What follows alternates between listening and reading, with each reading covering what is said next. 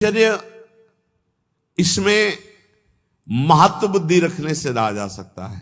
ब्रह्मचर्य का महत्व, वीर शक्ति का महत्व जिसके हृदय में जागृत हो गया, चाहे स्त्री शरीर हो चाहे पुरुष शरीर हो, भगवत प्राप्ति के महत्व का प्रकाश इसी ब्रह्मचर्य से होता है। सच्ची मानना, ये जो आपका मन निरुत्साहित हो जाना, शरीर में पीड़ाएं होना, समय से दिनचर्या ना होना, प्रमाद स्थितियों का बढ़ना, कई जगह अंगों में पीड़ाएं होना, ये कई त्रुटियां होती हैं, इससे जो ये परेशानियां आती हैं। अगर ब्रह्मचर्य है तो आप जैसे अग्निमय भूमि पे चलना हो तो कैसे चलेंगे, ऐसी उसकी चाल होने लगती है। इतनी तीव्रता, इतनी उज्ज्वलता, इतनी उसमें चेतना शक्ति जागृत होती है कि हर काम में उत्साह, रात दिन मेहनत करने पर भी कभी थकान नहीं, नींद ना लेने पर भी प्रमाद आलस्य नहीं।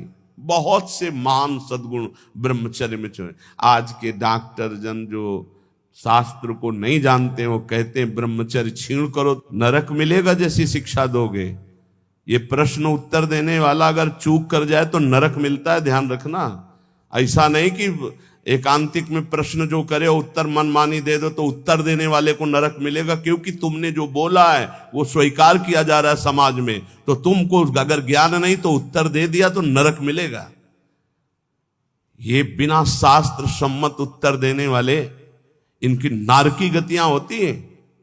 अब आपने शारीरिक संविधान का ज्ञान प्राप्त किया है तो आप भागवतिक संविधान को मानने की चेष्टा करें। आप भागवतिक संविधान का खंडन न करें। आप केवल शरीर के अंगों का ज्ञान प्राप्त किया है कि कौन सा अंग कैसे क्या चलता है, लेकिन ब्रह्मचर्य पर बोलने की सामर्थ्य तुम्हारी नहीं।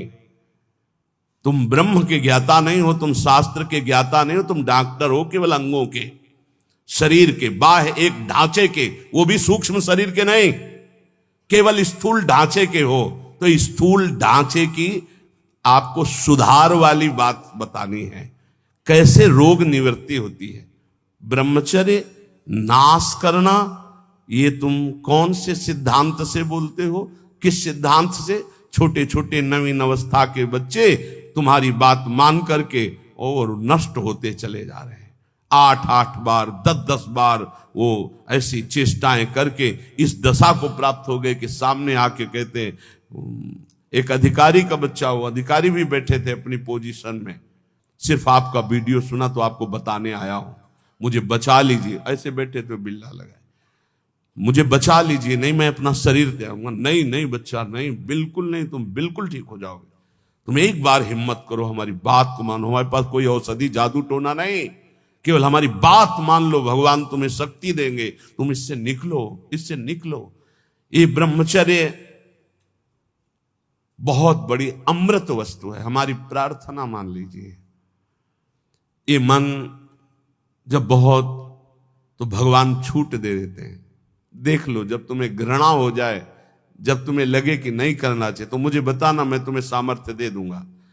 आपको सामर्थ्य मिलेगी। आप जिस दिन से सोच लेंगे कि वास्तविक मुझे अब अपने जीवनी शक्ति की रक्षा करके भगवत प्राप्ति में ये हमें व्रत रखना है, ब्रह्मचर्य व्रत, अलग अलग ब्रह्मचर्य व्रत है।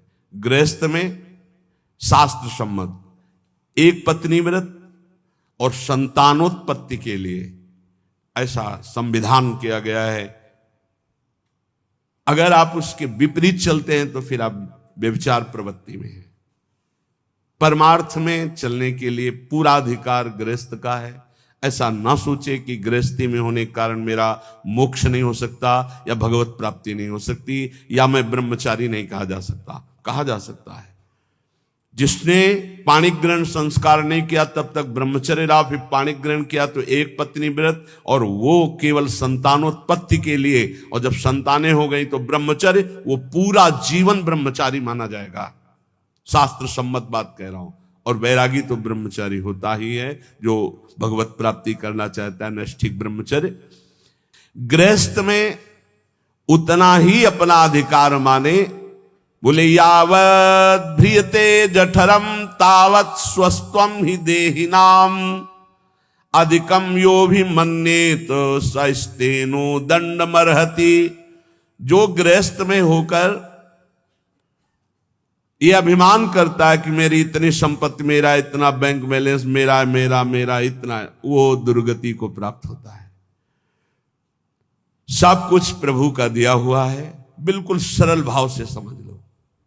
नाथ सकल संपदा तुम्हारी, मैं सेवक समेत सुत नारी। और जितना प्रसाद उदर में गया और जितने में शयन किया उतना ही, ये सब प्रभु की वस्तु है। जब जहां जैसे प्रभु चाहे वैसा प्रयोग करे। मैं तो सेवक हूं। यदि ऐसा नहीं मानता और अपने को मालिक समझता है तो बोले वो दंड का अधिकारी हो जाएगा, माया फंसाकर उसकी दुर्गति कर देगी।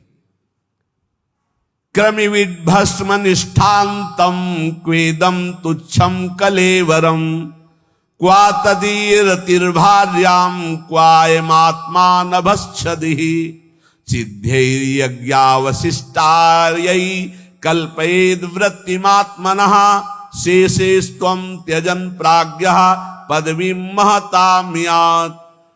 जो ये समझता है कि शरीर अंत में इसकी तीन ही गति होती है, या जला दिया गया तो राख बन गया, गाड़ दिया गया तो कीड़ा दिखा करके, और अगर जल में फेंक दिया गया तो जल जंतु खाकर, इसकी यही गति होती है। या जमीन में दबा दिया गया, आग में जला दिया गया, बाहर फेंक दिया गया। इस शरीर को तुच्छ समझे। क्रमि विड भस्म निष्ठांतम क्वेदम तुच्छ कलेवर, ये बहुत तुच्छ कलेवर है। इस शरीर में आसक्ति करके चाहे गृहस्थ हो चाहे विरक्त, दुर्गति को ही प्राप्त होता है। फिर इस शरीर के संबंधी स्त्री पुत्र परिवार आदि, ये तो अपनी अंतरात्मा को भ्रम में डालने वाला बहुत बड़ा जाल है। एक वैसे ही जड़ चेतन की ग्रंथि, ऊपर से और ये ममता की ग्रंथि। गृहस्थ को चाहिए कि प्रारब्धवशात जो भी आपको प्राप्त हुआ है, धन संपत्ति आदि, वो प्रभु का है ऐसा माने। तो दियम वस्तु गोविंदम तुभ्यमेव समर्पये, और प्रसाद से अपना जीवन निर्वाह करे। उसे यज्ञ अवशिष्ट कहते हैं, भगवान को अर्पित करके। जो बुद्धिमान पुरुष शरीर पर अभिमान नहीं करता, वस्तुओं की प्रभु की मानता है और नाम जप करता है, तो इस शरीर को त्याग कर वो संतों के पद को प्राप्त होता है। कह रहे शेषेष त्वम त्यजन प्राज्ञः पदवी महताम्यात्। जो संतों की गति होती है वही उस गृहस्थ की गति होती है। चाहे गृहस्थ हो चाहे विरक्त, उनको इन दोषों पर विजय प्राप्त करना ही होता है भगवत प्राप्ति के लिए। असंकल्पात् जयेत कामम क्रोधम काम विवर्जनात् अर्थानर्थे क्षया लोभम भयम तत्वामर्शनात्। काम पर यदि विजय प्राप्त करना है तो उपाय बता रहे हैं। असंकल्पात् जयेत कामम, काम का भोग का संकल्प न बनने पावे, बस तो आप बचा ले जाओगे अपने आप को। यदि मैं भोगूंगा ऐसा संकल्प बन गया तो आप नष्ट हो जाओगे। प्रायः काम की चतुरता कोई नहीं जान पा रहा है। बहुत ये अंदर का चिंतन किया हुआ विषय आपको परोस रहे हैं, अगर आप पा पाओ। काम मन में अहम में जो ही आया तो पहले ये हमको लपेटता है। हम समझते हैं मुझे देखना है, मुझे छूना है, मुझे भोगना है। जहां ये आया बस आपका काम खत्म, अब वो अपना काम करवा लेगा। अगर आप दृष्टा बने रहे, इसके लपेट में ना आए, तो आप जीत जाएंगे इसे। कि दृष्टा, एक काम आ गया मन में, एक काम अहंकार में आ गया, अहम में, नहीं नहीं मुझे नहीं भोगना। ए काम, तू वहां है, मेरे पे नहीं है। मैं तुझे देख रहा हूं, तू मेरे को नहीं देख सकता, मेरे को स्पर्श नहीं। हम भूल करके उसके लपेट में आ जाते हैं, तभी हम कामी कहलाए, तभी हम परास्त हो जाते हैं।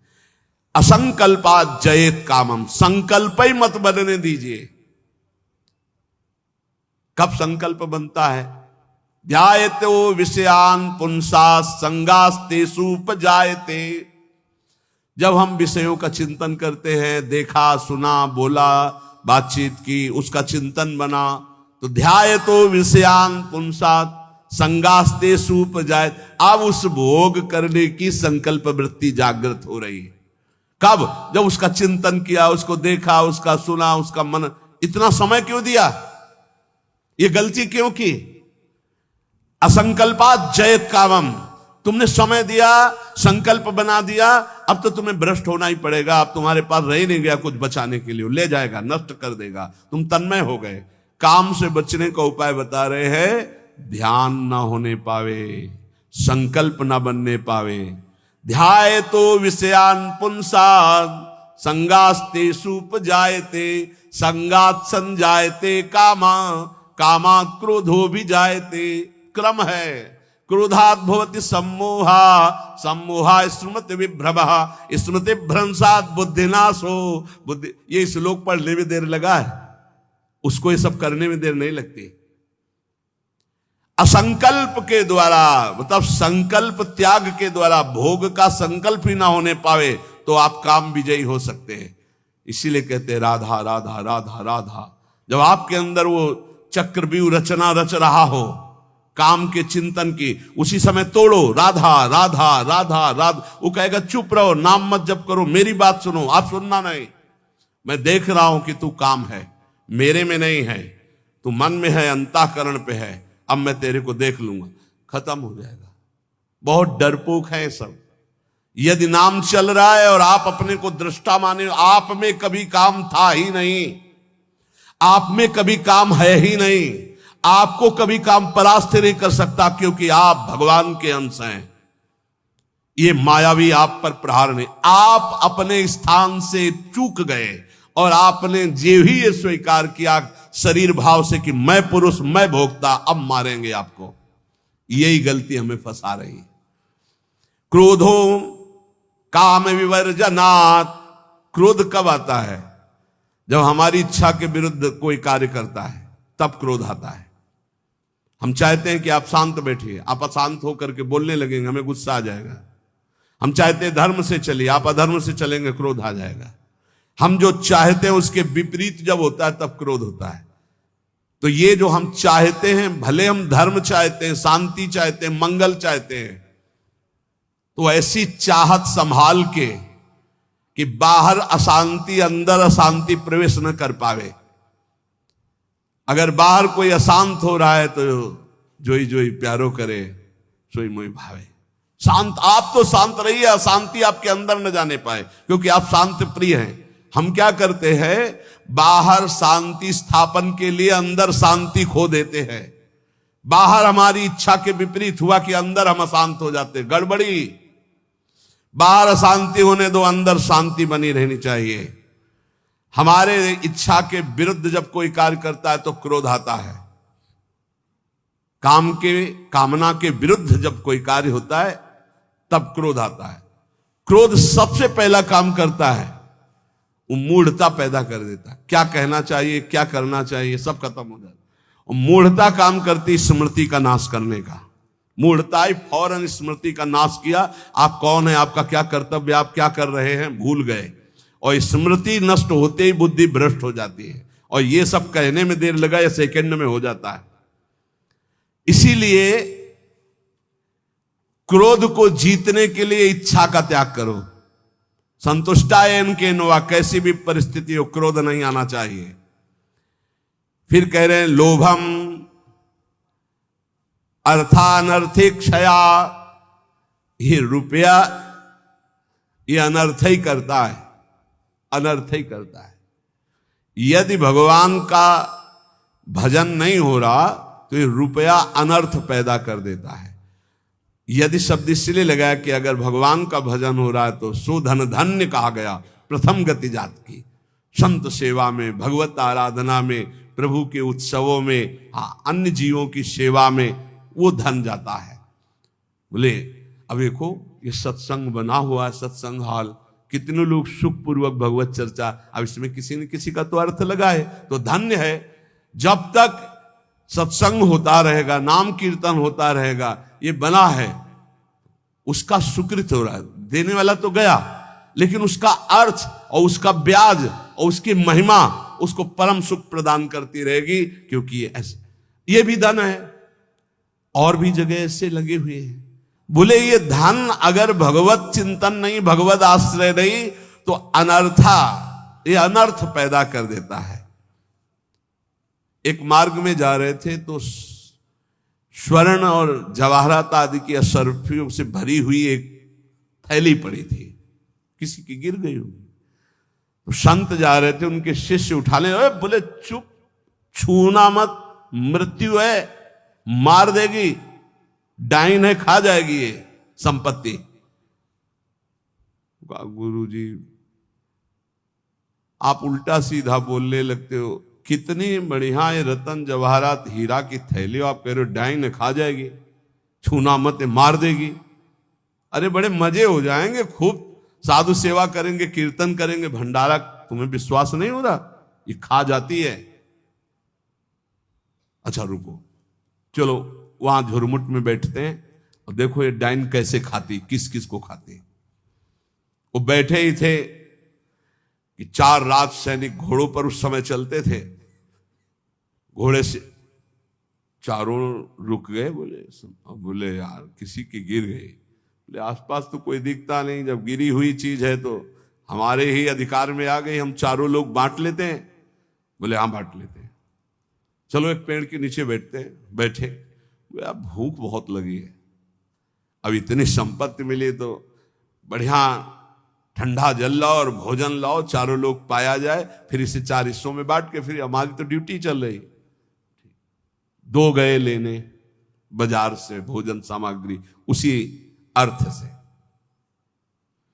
उन गए, बहुत कीमती कीमती रत्न है। बोले इरादा क्या है? बोले हम दोनों यहीं पा लेते हैं, और कह देंगे कि हम तो पाले थे और जहर मिला देते हैं, उनको ले जाते हैं, विश्वास है पालेंगे, वो दोनों मर जाएंगे, तो 2 हिस्से में बांट लेंगे, 4 हिस्सा क्यों लगेगा? बोले बढ़िया बात है। दोनों ने पाया, उनके वाले में अलग से जहर मिलाकर उनको, और इधर इन दोनों ने आए, वो 2 गए, लौट क्या है, धीरे से सीधे शूट कर देते हैं। जब राज दरबार में पूछा जाएगा तो कह देंगे कि दुश्मनों ने शूट कर दिया, और 2 हिस्से में बांट लेते हैं। बोले बहुत बढ़िया, ऐसा ही करते हैं। बोले देखते ही दूर से ही गोली मार देना, नजदीक ना आने पावे, क्योंकि जब ये साबित करना है कि दुश्मनों ने मारा है तो दूर से ही मार देना। ठीक, इधर दोनों ने प्लान बनाया उनको गोली से शूट करने का, उधर प्लान बनाया उनको जहर से मारने का। अब वो जो ही नजदीक, दोनों ने शूट। इसके बाद नजदीक गए, उनका यार खान पान की सामग्री तो है ही, अच्छे से खाया पिया जाए, 2 हिस्से किए जाए। दोनों ने बैठकर पेड़ के नीचे खाया, और ये ही जल पिया तो तीक्ष्ण जहर मिला था, दोनों मर गए, चारों मर गए। गुरुजी निकले, बोले देखा डाइन खा गई, जेव कते हो संपत्ति पड़ी खा गई, 4 को मार डाले, भाग यहां से, इसको मत छूना, कितनों को मार देगी। अर्थ अनर्थे क्षया, भगवान से विमुख होकर जो अर्थ कमाया जाता है वो अनर्थ पैदा कर देता है। इसलिए लोभ पर विजय प्राप्त करो, लोभ करो प्रभु के नाम का, प्रभु के चिंतन का। और भयम तत्वावमर्शनात्, भय मत करो, डरो मत, सब में वही प्रभु विराजमान है। तत्व सब जगह वही तत्व श्री कृष्ण, सच्ची मानिए सब में वही है, डरने की कोई जरूरत नहीं। शरीर एक बार छूटेगा, इसका नाम मृत्यु लोक है, सबको मरना पड़ेगा एक बार, तैयारी कर लो मरने की। मरना शब्द बहुत ही कड़वा लगता है। एकांत में सोचो कि मुझे मरना है तो कैसा लगेगा। एक बार तो हाई बीपी तो हो ही जाएगा, नहीं हो जाए, या लो हो जाएगा, 2 में 1 हो जाता है।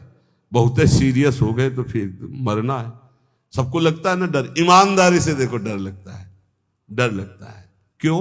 क्योंकि शरीर प्यार हो गया है, हमारे प्यार का विषय शरीर हो गया है, हमारे प्यार का विषय शरीर संबंध भोग हो गए। सच्ची मानिए डर का विषय यही है।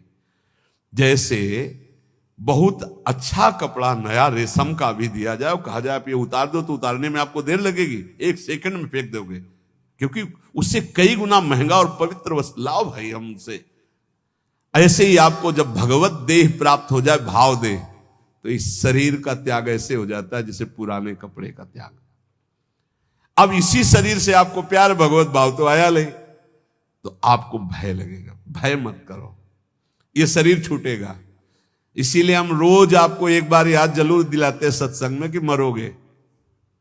यहां के सत्संग का एक बार संजीवनी बूटी ये चम्मच में जैसे पवाई जाती है ना, तो हम तुम्हें वचन से श्रवणेंद्रिय में डालते, मरोगे, सब मरोगे, एक दिन मरोगे। बोले सुबह सुबह रोज मरने की बात है बाबा जी कहता है।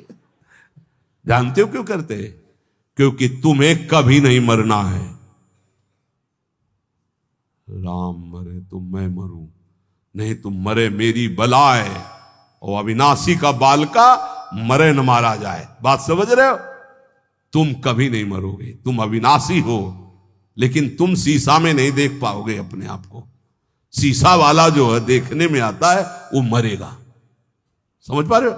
मरना बहुत ही खतरनाक लगे, और मरना सत्य है यहां, और आपका मरना नहीं है, कभी नहीं मर सकते। तुम अमर हो, साधना से अमर नहीं हो, तुम अविनाशी के बच्चा हो, तुम अविनाशी हो, तुम्हारा कभी नाश नहीं हो सकता। जहां ये बात आती देखो कितना अच्छा लगता है। नहीं, ये बहुत बढ़िया है कि एक लिमिट समय दिया है, 60 वर्ष, 70 वर्ष, 80 वर्ष, 100 वर्ष, इसके बाद आपका पुराना शरीर हटेगा, नया शरीर प्राप्त होगा। और अगर बीच में सौदा पक्का कर लो, माल इकट्ठा कर लो, तो भाव देह की प्राप्ति हो जाएगी, भगवत देह की प्राप्ति हो जाएगी, जहां कभी न बुढ़ापा है, न रोग है, न मृत्यु है, न शोक है। खूब नाम रूपी धन कमा करके श्री जी के सहचरी भाव या ये जो जितने भगवत भाव, कोई एक भाव का देह प्राप्त कर लो, झंझट खत्म हो जाए मरने जीने से। देखो जैसे इस संसार में 4 लोगों से मित्रता करके और सब आनंद में जीवन व्यतीत करते हो, कैसा लगता है? ऐसा लगता है यहीं से जाना ना पड़े। देखो बाबा जी भी बन गए तो ऐसा कभी किसी को नहीं जानते थे, अब ऐसा लगता है जिनको हम जान गए यही सब बने रहे, इनके बीच में हम रहे, और ऐसे भोग लगता रहे, वैसे आरती होती रहे, और ऐसे नाच गाना गाते रहे, वैसे गाते रहे, नाचो रहे। मरने वाला चक्कर नहीं होना चाहिए, ऐसा लगता है ना। और अगर यही हम प्रगट में श्री जी के समीप हमारे प्रिया प्रीतम विराजमान है, और हम भाव देह में हैं, और वहां मरना नहीं है, वहां 56 भोग लगना है लेकिन शुगर नहीं होना है, खूब पकवान पाना है लेकिन लीवर नहीं खराब होना है, खूब अच्छे अच्छे पदार्थ पाने हैं लेकिन ब्लड प्रेशर हाई लो नहीं होना है। कल एक भक्त बड़े भोले थे, उन्होंने कहा पकवान का भोग तो हम इसलिए श्री जी के नहीं लगाते कि मुहासे हो जाएंगे श्री जी के, और लालजू को फिर अच्छा नहीं लगेगा, इसलिए हम आंवला जरूर भोग लगाते श्री, हमें अच्छा लगा। चलो उनको मालूम नहीं है, पर भाव तो अच्छा है ना। सच्चिदानंद विग्रहाय सांद्रानंद प्रेम मूर्ति के, पर बहुत अच्छा लगा उसका भाव कि वो अपने भाव में तो डूब रहे हैं कि श्री जी को अगर मुहासे हो गए तो लाल जी को पसंद नहीं आएगा, ऐसा।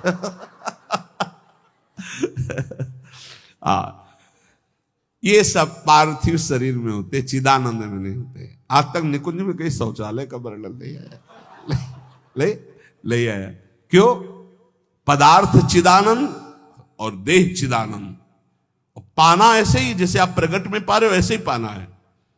ओ सब बाहरी विकारात्मक शरीर नहीं। एक बार हिम्मत करो, यहां का राग जो है जैसे आपको लग रहा है ना, इसी के कारण आपको मरने से डर लग रहा है, ऐसे ही महान इससे अनंत गुना प्रेम प्रियालाल से हो जाएगा, धाम से हो जाएगा। कैसी कैसी कुंज निकुंजे, और सखियां बहुत प्यार करने वाली हैं, ललिताजू, विशाखाजू, चंपकलताजू, चित्राजू, तुंग विद्या, इंद्रलेखा, ये सब अनंत माताओं जैसा प्यार लिए आपका स्वागत करेंगी, आपको दुलार करेंगी। इनके बीच में रहना, प्रिया प्रीतम के साथ रहना, बड़ा आनंदमय जीवन। ये भक्ति रस का चरम अवस्था का महामाधुर्य रस, बिल्कुल सच्ची कहते हैं। देखो अपने लोग तो कितने में आनंदित हो जाते हैं सांसारिक नाटक में। अपने तो 4 लोग जो हमसे प्यार नहीं करते, उनसे हम प्यार करके जीना चाहते हैं, उनके बीच में रहना चाहते हैं। भले लड़का रोज पिटाई करे लेकिन है तो मेरा लड़का। भले संसार के हमारे रिश्ते कड़ुए हो गए हो लेकिन है तो हमारे रिश्तेदार, हम उनके बीच में रहना चाहते हैं। सोचो ऐसे कपट भरे संसार से हम प्यार कर सकते हैं तो निर्मल प्रिया प्रीतम और उनकी सहचरी गण, जहां प्यार ही प्यार विशुद्ध है, वहां हमें कितना सुख मिलेगा। जहां न मरने का भय है, न बिछुड़ने का भय है, न प्रलय का भय है, जहां न सूर्य है, न चंद्र है, न अग्नि है। एक चिदानंद तेज, एक महान ब्रह्मानंद, परमानंद, प्रेमानंद, भगवदानंद, अखंडानंद, विज्ञानानंद घन, जिन इन नामों से जिसको पुकारा जाता है वो बरस रहा है। परसत पुलिन सुलिन गिला, करसत चित सुर घोर, हर्षत हित नित नवल रस बरसत जुगल किशोर। वही चलना है।